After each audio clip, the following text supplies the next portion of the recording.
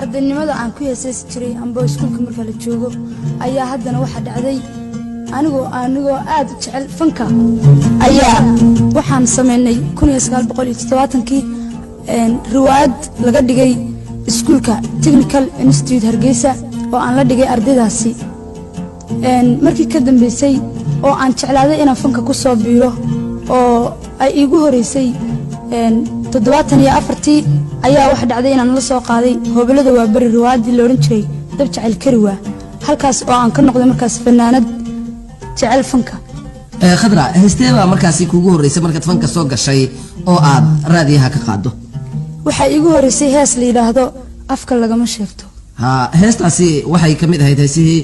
dadku ay jeclaysteen markii dhagahooda ay soo gaartay haddaba xasuus ahaan annagoo weli u soo noqonayna su'aalihii iyo jawaabadihii ma maqashin karaysaa dadku si ay u dhadhansadaan heestaasi macaanka badan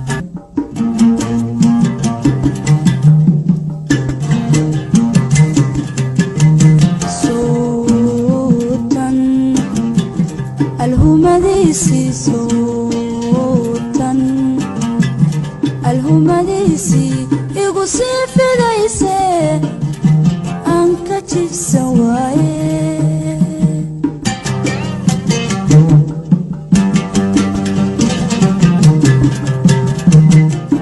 kii igu abuureenu ilmaynayo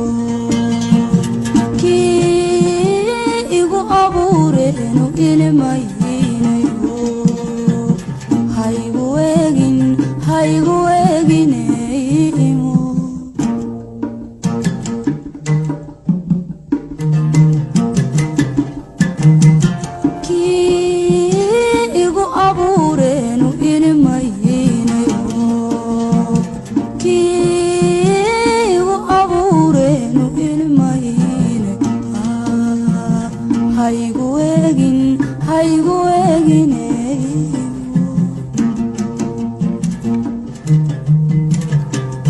khadra mahadsanid waa la yaabse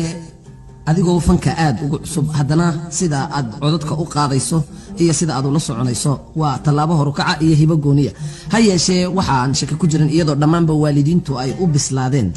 fanka qiimaha iyo qaayuhu leeyahay haddana adigoo ardayada tallaabada degdega ee xagga fanka aad u qaaday wax dhibaato ah xagga waalidka ma kala kulantay markaad fanka soo galaysay maya kalamaan kulmin aabbaha iyo hooyadaba waa joogeen markii aan fanka bilaabay isla markaa waxaa jirtay beri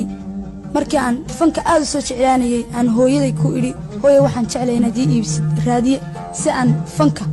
uga dhegaysto dadka fanaaninta heesahooda anoo aad u jeclaa markaas wax qudad la yidhaha kagamay jirin aabbaha iyo hooyadii toona khadro waxaa tiri